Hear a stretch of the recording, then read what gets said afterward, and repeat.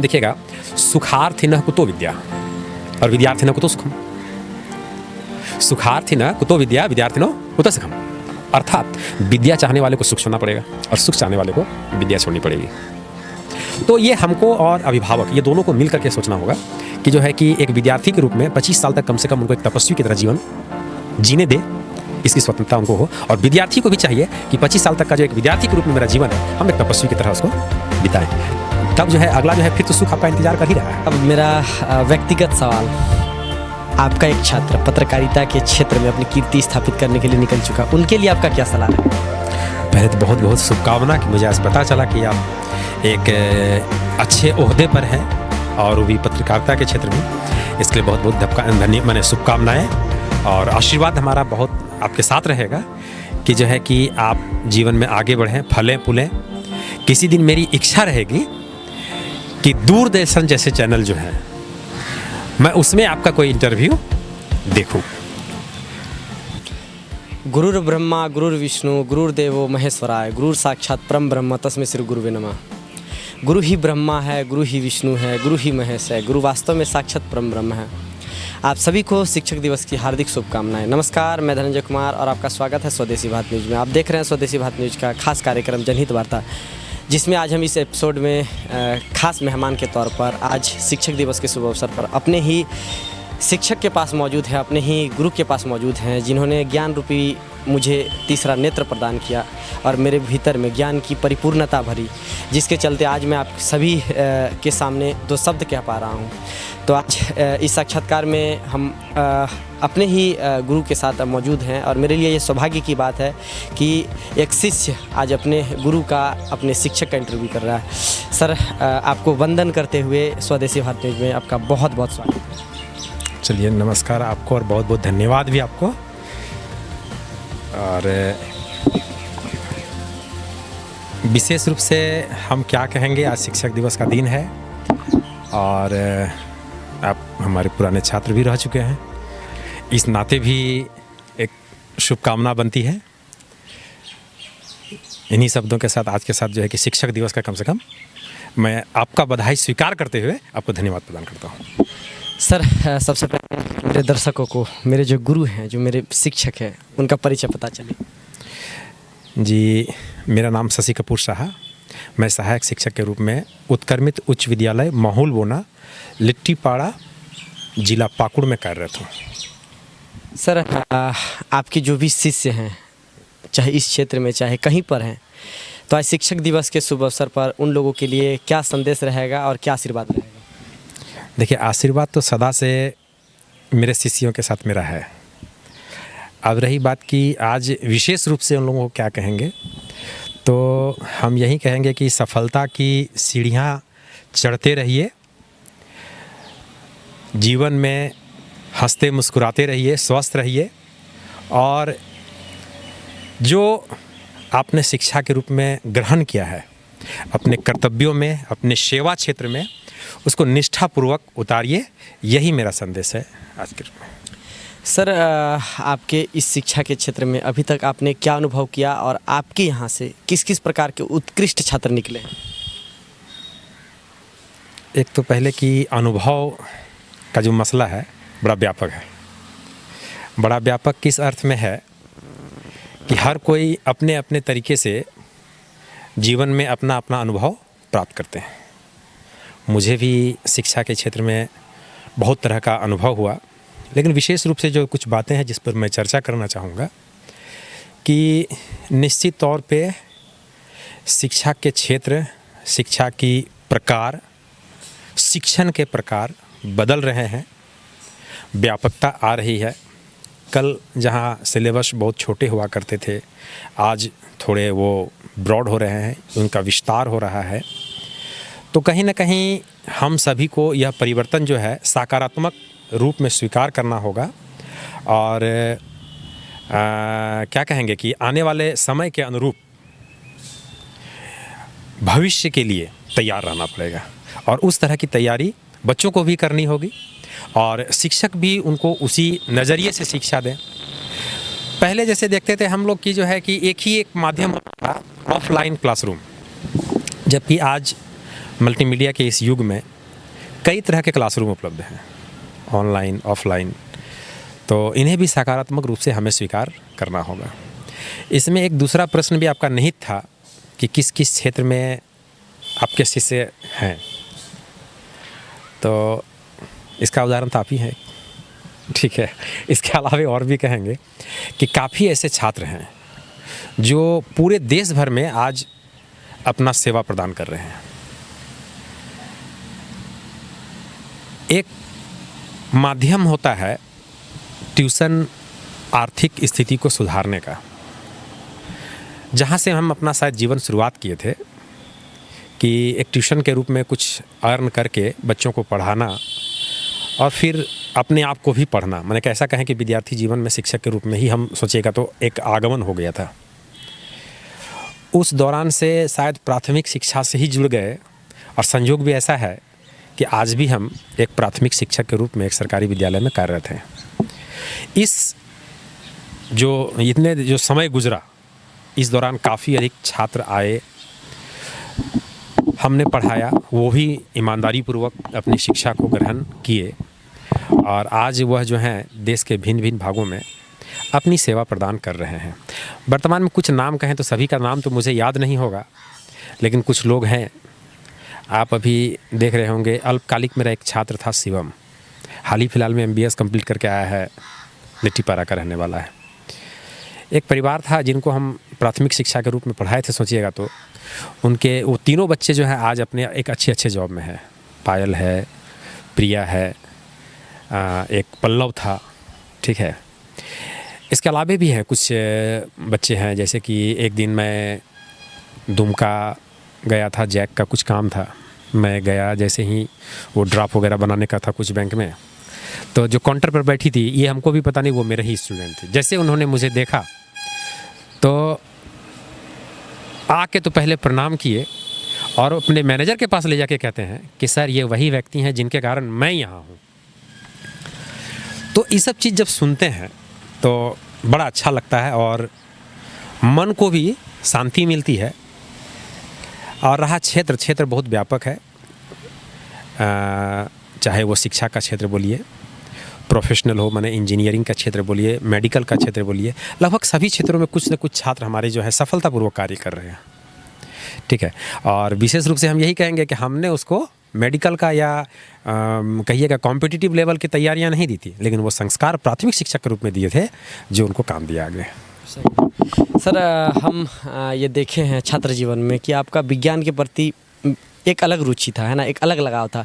फिर आप डॉक्टरी क्षेत्र में न जाके शिक्षा के क्षेत्र में कैसे आए?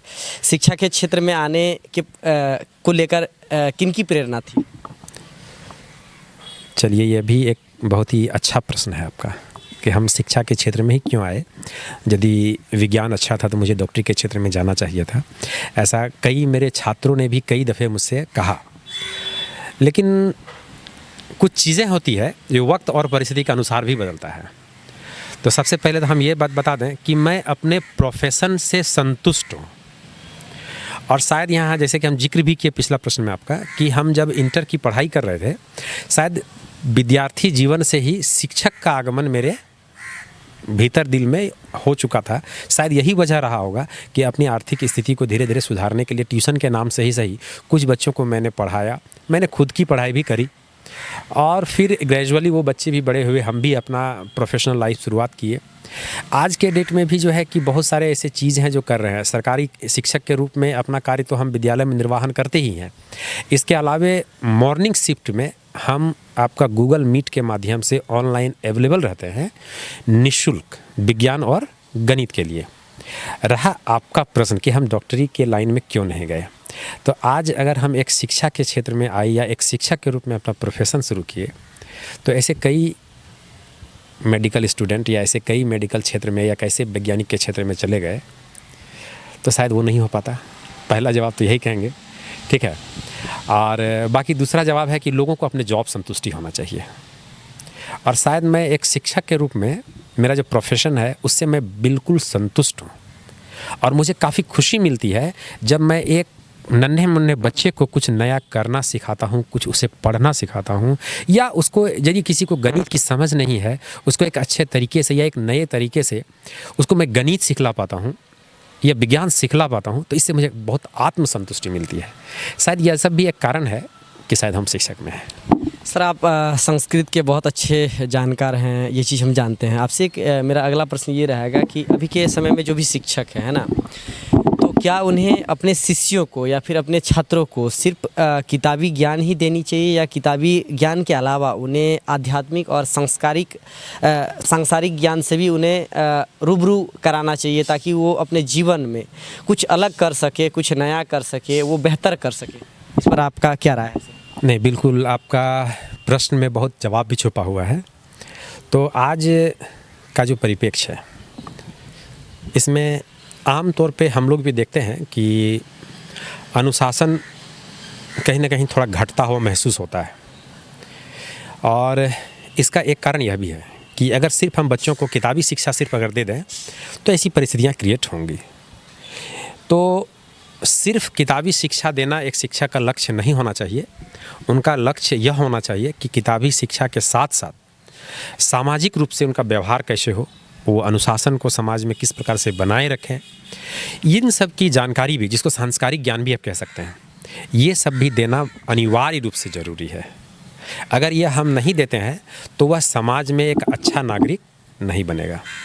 शिक्षक शब्द का जो, या ऐसा कहिए कि शिक्षक का जो प्रोफेशन होता है, वो अपने आप में एक बहुत जिम्मेदारी पूर्ण जो है प्रोफेशन होता है। इसीलिए शायद शिक्षक को समाज का प्रहरी भी कहा जाता है। इसलिए अनुशासन और सांस्कारिक ज्ञान तो देना ज़रूरी है।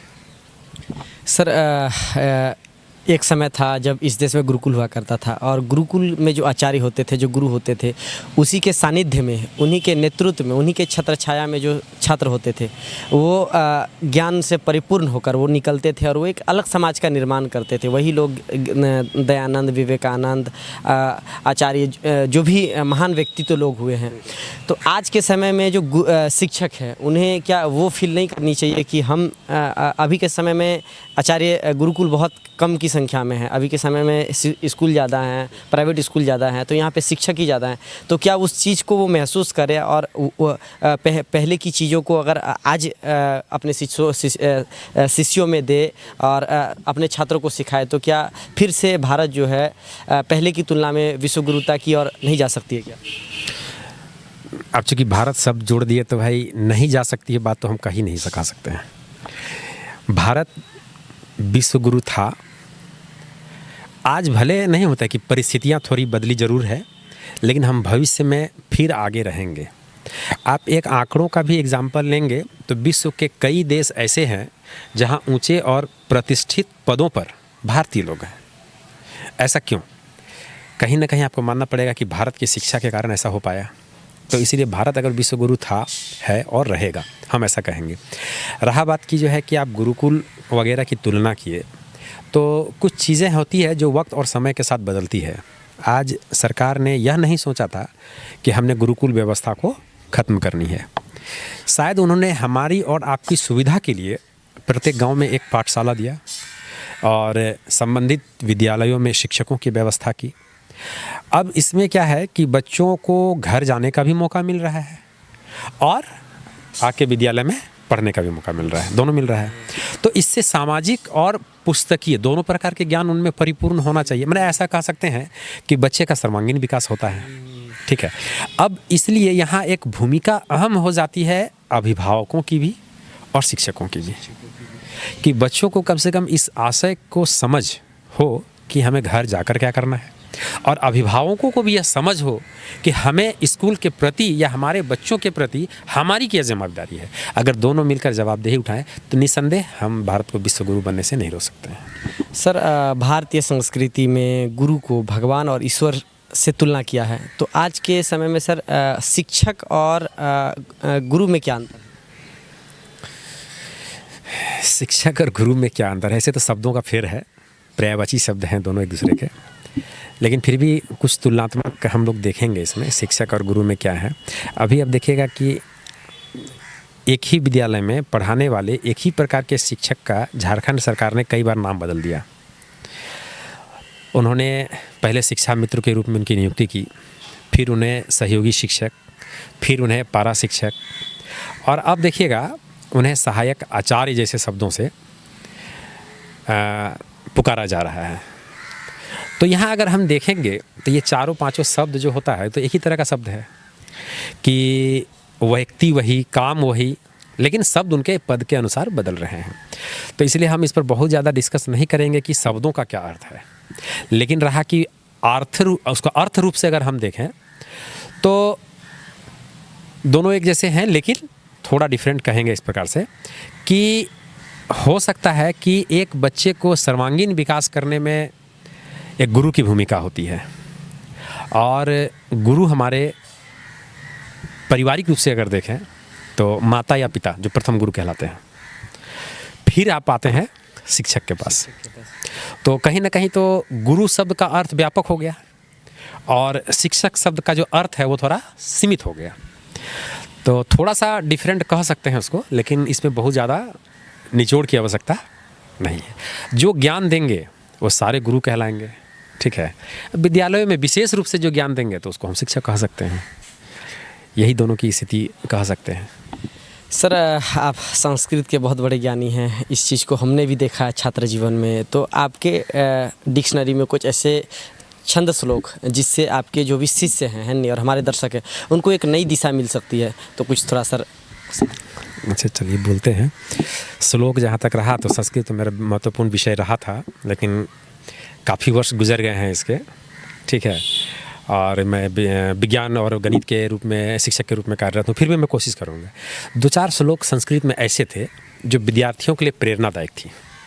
जैसे एक वो है, काक चेष्टा बको ध्यानम, स्वान निद्रा तथेच, अल्पहारी गृह त्यागी विद्यार्थिनम पंचलक्षणम। यह जो है बहुत महत्वपूर्ण श्लोक है। एक विद्यार्थी में ये 5 गुण अवश्य होने चाहिए।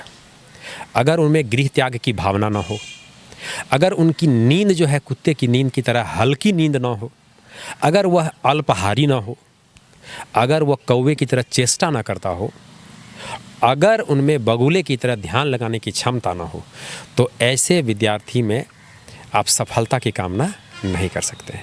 और जिनमें ये 5 गुण होंगे, ऐसे विद्यार्थी को सफलता प्राप्त करने से भी आप नहीं रोक सकते। उसी तरह दूसरा एक है, देखिएगा, सुखार्थिनः कुतो विद्या और विद्यार्थिनः कुतो सुखम। सुखार्थिनः कुतो विद्या विद्यार्थिनो कुतो सुखम। और एक है सुखार्थी व विद्या त्यज्यते और विद्यार्थिनो च सुखन त्यज्यते। यह भी एक महत्वपूर्ण श्लोक था। हो सकता है कि समय के साथ अब नहीं होता है कि अब संस्कृत से लगाव उतना कम हो गया है, पढ़ाने पठन पाठन की विषय भी नहीं रही है, तो वर्तनी में कुछ ही हो सकता है, लेकिन अर्थ इसका भी वही था कि अगर आप सुख की चाह रखते हैं तो विद्या आपकी पूर्ति नहीं होगी, और अगर आप विद्या की चाह रखते हैं तो आपको सुख की चाह छोड़ना पड़ेगा। अर्थात विद्या चाहने वाले को सुख छोड़ना पड़ेगा और सुख चाहने वाले को विद्या छोड़नी पड़ेगी।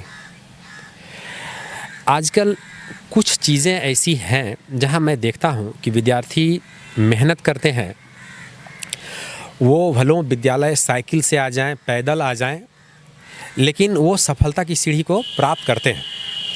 कुछ विद्यार्थी को मैं आजकल ऐसा भी पाता हूं कि अभिभावक उन्हें विभिन्न प्रकार की सुविधाएं प्रदान कर देते हैं। स्कूल जा रहा है बच्चा, साइकिल में दिक्कत होगा, ऐसे होगा, हो सकता है कि उनको बाइक उपलब्ध करा दिए, आने जाने के साधन उपलब्ध करा देते हैं। तो ऐसे में देखते हैं कि थोड़ा सा प्रभाव पड़ता है, उनको लगता है हम थोड़ा अहम टाइप की भावना ऐसे विद्यार्थियों में आती है। तो ये हमको और अभिभावक ये दोनों को मिल करके सोचना होगा कि जो है कि एक विद्यार्थी के रूप में 25 साल तक कम से कम उनको एक तपस्वी की तरह जीवन जीने दे, इसकी स्वतंत्रता उनको हो। और विद्यार्थी को भी चाहिए कि 25 साल तक का जो एक विद्यार्थी के रूप में मेरा जीवन है, हम एक तपस्वी की तरह उसको बिताएं। तब जो है अगला जो है फिर तो सुख आपका इंतज़ार कर ही रहा है। ठीक है सर, आपसे ये जानना चाहेंगे क्योंकि आप भारतीय ग्रंथों को बहुत अच्छे से अध्ययन भी किए हैं, तो सर जो भी भारतीय ग्रंथ है, कुछ ऐसे ग्रंथ जो जिससे जो भी आपके शिष्य हैं जो आज हो सकता है इस क्षेत्र में है या फिर कहीं जॉब में है, कुछ ऐसे पुस्तक जो आप उनको सलाह देंगे कि उनमें एक जब उनको पढ़ने के बाद उनको एक सत्कर्म करने की प्रेरणा मिल सके, क्योंकि ये भारत है जहाँ पे भगवान श्री कृष्ण ने गीता में सत्कर्म को पूजा बताया है ना, कि कर्मण्येवाधिकारस्ते मा कर्मफलेषु कदाचन मा कर्मफलतुर्भुर्मोते संगोष्ठ कर्मणि, कि कर्म को इस देश में पूजा बताया है। तो ऐसा कोई ग्रंथ जो आप सजेस्ट करेंगे, सलाह देंगे अपने शिष्यों को, यहाँ है चाहे कहीं है, ताकि उनको सत्कर्म करने की प्रेरणा मिले? देखिए, ऐसे ग्रंथ जहाँ तक है ये तो बहुत सारी चीज़ें हैं और बहुत बृहद हो जाती है, लेकिन चूँकि हम पहले भी कह चुके थे कि हम प्राथमिक शिक्षा ग्रंथ या फिर भारतीय पुस्तक, हाँ, हम ठीक है। तो हम चूँकि पहले ही कह चुके थे, हम प्राथमिक शिक्षा के रूप में प्राथमिक स्तर पे बच्चों को जो है कि संस्कारी ज्ञान बोलिए, पुस्तकों की ज्ञान बोलिए, या ये सब चीज़ जो है कि ज़्यादा देना पसंद करते हैं। उस लेवल पे क्या होता है ना कि इसको हम, मेरे थ्योरी से ये रूट लेवल है, मतलब एक पौधे की जड़ है। अगर हम उसको कमज़ोर बना देंगे तो हम उस पौधे से बहुत बेहतर कामना नहीं कर सकते हैं। यहाँ कुछ चीज़ें हैं जो बड़े इंपॉर्टेंट होते हैं। संस्कृत शब्द पे आप कहें तो पंचतंत्र की कहानियाँ, शायद आज किसी बच्चे को हम पूछेंगे तो उनको ये पता तक नहीं होता कि पंचतंत्र की कहानियाँ क्या है, जबकि उनको पढ़ना चाहिए, इंटरेस्टेड है। प्रेमचंद की लिखी हुई जो पुस्तकें हैं, बहुत लंबी लंबी कहानियाँ नहीं है, छोटी छोटी पुस्तकें भी उनकी, छोटी छोटी कहानियाँ की भी पुस्तकें हैं। ये सब पुस्तकें जो है उनको संस्कार प्रदान करती है। और ये कहीं ना कहीं आज के इस डिजिटल युग में हम लोग जैसे जैसे मोबाइल की ओर या इस सब चीज़ों की ओर अग्रसर हो रहे हैं, तो ये चीज़ें पीछे छूटती जा रही है। तो हम थोड़ा इस पर जो है कि कहना चाहेंगे आपके चैनल के माध्यम से, हमारे शिष्य हों या उनके अभिभावक जो भी सुन रहे हों, कि बच्चों को कम से कम पुस्तक को पढ़ने के लिए प्रेरित करें। अब ये ज़रूरी नहीं है कि हम गीता को ही पढ़ लें प्राथमिक स्तर पे, ठीक है। अब जब हम उस स्तर पे जाएंगे, एक मैट्रिकुलेट का बच्चा हो गए, तो उन्हें गीता का जानकारी अवश्य होनी चाहिए। भगवत गीता एक अपने आप में बहुत महत्वपूर्ण ग्रंथ है। तो जब वो जो है कि मैट्रिकुलेशन में पहुंचते हैं या मैट्रिकुलेशन की परीक्षा पास कर लेते हैं, तो उनके पास जो फुर्सत का समय होता है वो गीता का अध्ययन करें, ठीक है। इसके अलावा भी बहुत सारी पुस्तकें हैं जिनका अध्ययन किया जा सकता है, लेकिन प्राथमिक स्तर पे जो कहा मैंने, चाहे वो प्रेमचंद की पुस्तकें हो अथवा पंचतंत्र की कहानियों की हो, इन सब का अध्ययन बहुत ज़रूरी है, इनसे बहुत प्रेरणा मिलती है। सर, आप आगे जीवन में क्या कोशिश रखे हैं कि इस धरा में इस मातृभूमि के संतानों को क्या अपनी ओर से क्या कुछ अनमोल रत्न देके जाएंगे, ताकि, क्योंकि मृत्यु इस धरती का एक अंतिम सत्य है, हम सभी जानते हैं, हम सभी को इस धरा को छोड़ के परलोक जाना ही पड़ेगा। लेकिन यहाँ पे हमारा यही कोशिश होना चाहिए, हर किसी का कोशिश होना चाहिए, प्रयास होना चाहिए कि हम कुछ अच्छा करके जाएं, ताकि मेरे मरने के बाद, मेरे जाने के बाद भी हमारी कीर्ति जीवित रहे। तो इस पर क्या आपका कहना रहेगा कि आगे जीवन में आपका क्या कोशिश रहेगा कि इस धरा में जो भी आपके आने वाले छात्र हैं नहीं, या फिर जो मातृभूमि के संतान हैं, उनको क्या आप अनमोल रत्न देने की कोशिश करेंगे? कैसे करेंगे? चलिए, बहुत बहुत धन्यवाद, बहुत अच्छा प्रश्न है ये और व्यापक भी है। तो इस प्रश्न का उत्तर बहुत संक्षिप्त नहीं होगा। एक तो चूँकि मैं अपने प्रोफेशन से जुड़ा हूँ, और यदि प्रेरणा स्रोत कहेंगे तो मैं स्वामी विवेकानंद और कलाम साहब को, ये दोनों मेरे प्रेरणा स्रोत हैं। एक जिस अर्थ में लीजिए उसको, ठीक है। कोशिश करता हूँ कि उनके जैसा बनूँ, बट वो बहुत महान है और पता नहीं, मुझे तो लगता है कि मैं अभी तक अल्पज्ञ हूँ। आज भी मुझे लगता है कि मैं सीख ही रहा हूँ। पता नहीं यह सीख के पूरा कब कर पाऊँगा ये पता नहीं, लेकिन लग रहा है सीख ही रहूँगा।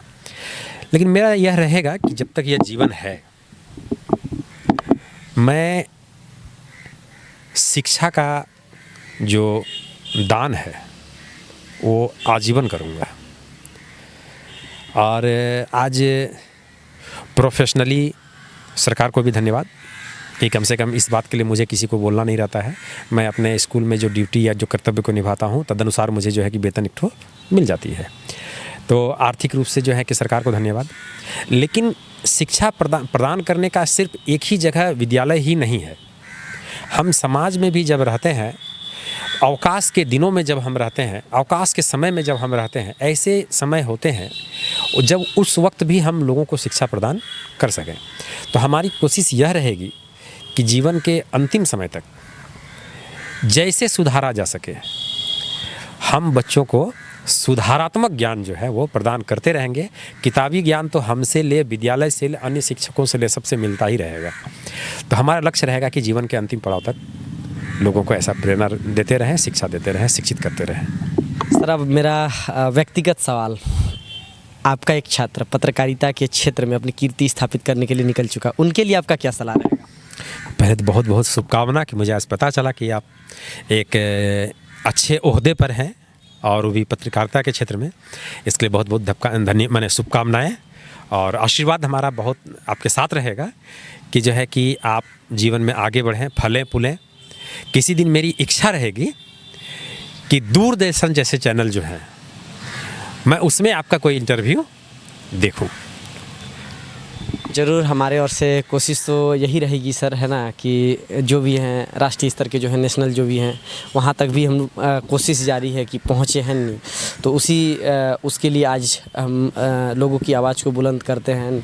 अब सर, अंतिम सवाल ये, सवाल नहीं, जो हमारे स्वदेशी भारत न्यूज़ के दर्शक हैं, उनके लिए आपकी ओर से क्या संदेश रहेगा सर, और क्या शुभकामना रहेगा? आज शिक्षक दिवस के रूप में मैं सभी को हार्दिक शुभकामनाएं प्रदान करता हूं सबसे पहले।